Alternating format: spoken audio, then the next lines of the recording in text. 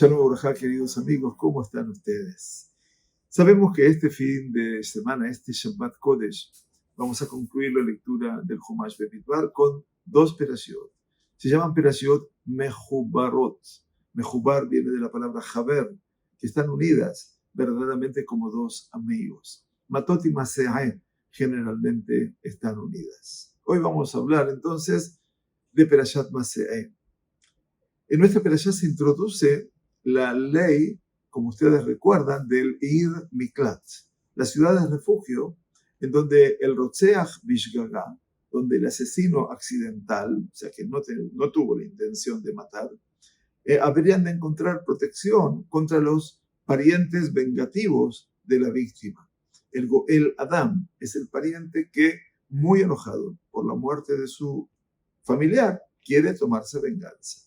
La ciudad de refugio actuaría, más como su nombre, como refugio para aquella persona que ha incurrido en ese asesinato accidental.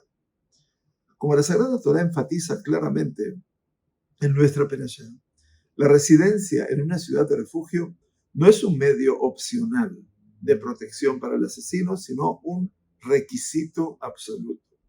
El asesino está obligado a mudarse a una Ir Miklat y permanecer allí hasta la muerte del Cohen Agadol, hasta la muerte del sumo sacerdote de su generación.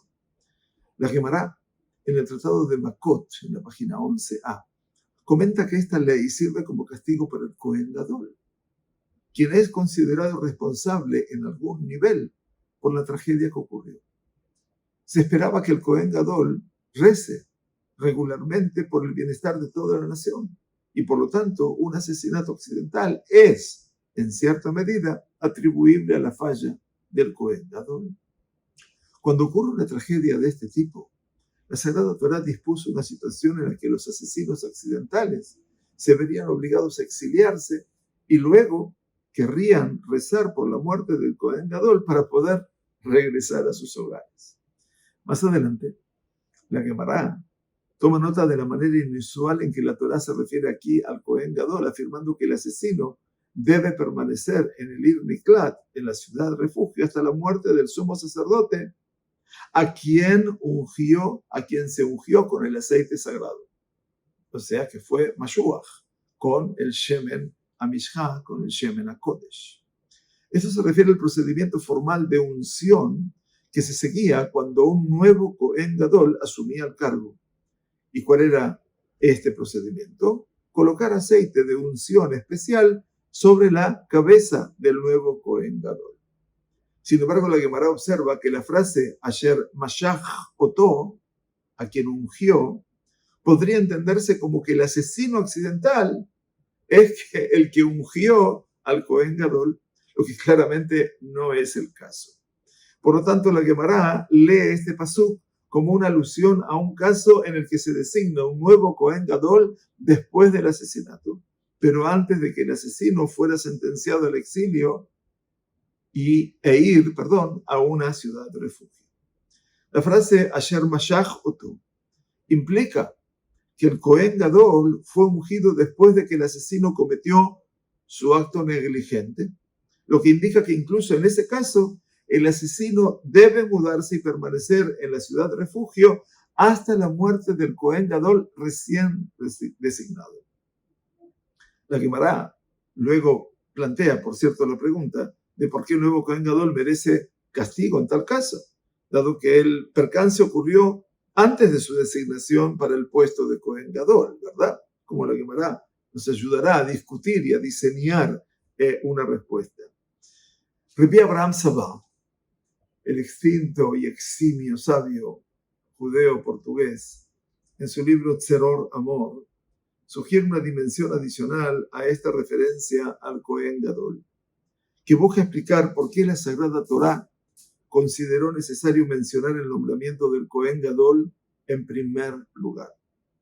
Escribe que se culpa al Cohen Gadol precisamente porque no reconoció que todos y cada uno de los miembros individuales de la nación lo designaron como Cohen Gadol. La frase que dice en la Sagrada Torá, Asher Mashach Oto, explica Rabbi Abraham Sabah, debe tomarse en su sentido más literal, es decir, que este asesino accidental en realidad nombró al Cohen Gadol, singular, Asher Mashach Oto, para su puesto. Si una persona asciende a una posición de liderazgo o servicio público, debe verse a sí mismo como alguien que ha sido designado directamente por cada persona bajo su cargo y por lo tanto directamente responsable ante ella. Vaya situación. Si el Cohen Gadol no rezó adecuadamente por el bienestar del pueblo, es probable que esto se deba a la desconexión que se percibía entre él y el pueblo, porque se sentía naturalmente con derecho a su posición y no responsable ante el pueblo. La tragedia de un asesinato accidental se atribuye así al Cohen Gadol, quien debe considerar a cada persona, a cada miembro de la nación como su propio jefe, como su jefe personal ante quien es responsable y cuyas necesidades debe atender a través de su plegaria y su abodá, su servicio devoto en el Bet HaMikdash. Un aspecto inusual, ¿verdad? Insólito. Muchos pensarán, pero eso representa la responsabilidad individual y colectiva.